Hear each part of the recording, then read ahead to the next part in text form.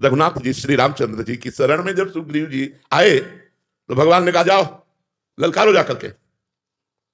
सुग्रीव ने ललकारा, बाली बहुत बलवान भागा सुग्रीव प्राण बचा के, और भगवान से कहा मेरे में बिल्कुल बल नहीं है, मार डालता वो मुझको उसके सामने मेरी सामर्थ्य, और आप कह रहे थे कि मैं रक्षा करूंगा, रक्षा क्यों नहीं किया? तो भगवान वास्तविक तो यही बात सुनने के लिए रक्षा नहीं किया कि मेरे में कोई सामर्थ्य नहीं, मैं हार चुका। भगवान ने कहा तुम दोनों भाई एक जैसे हो, इसलिए पहचान में थोड़ी चूक हो गई, इसलिए लो ये माला मेरी पहनो। मानो संपूर्ण बल भगवान ने दे दिया।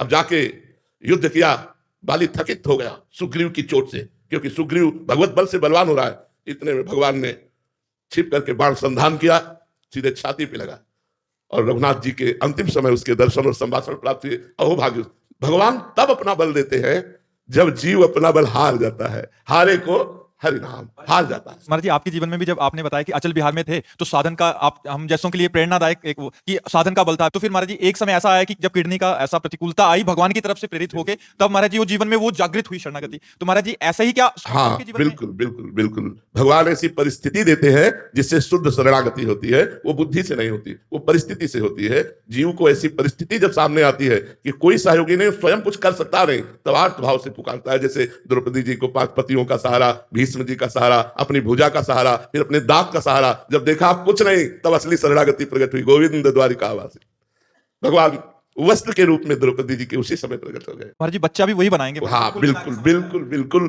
शुद्ध शरणागति भी भगवान ही हमें देंगे, भगवान ही हमें शुद्ध शरणागत बनाएंगे। हम तो केवल ऐसे हैं, ऐसे हैं, असमर्थ निर्बल सब वही करेंगे, सारा काम उन्हीं का है। बिल्कुल। असलियत समझ में भगवान के द्वारा ही आएगी कि मेरे में कोई सामर्थ्य नहीं।